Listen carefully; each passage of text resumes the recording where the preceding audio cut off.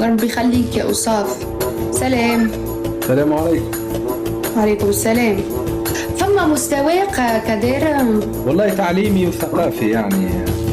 كدير قالوا لي خطبت اليوم، بالحق خطبت ربي. عملت خطبة جمعة في المسجد بتاعنا.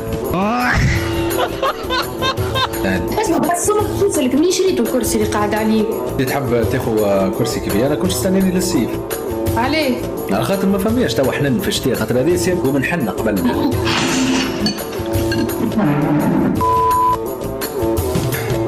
زين. سافا وانت؟ سوبر. فين راك انت دابا في تونس؟ انا في تونس. اختي دابا في تونس. وين اختك؟ نشوف.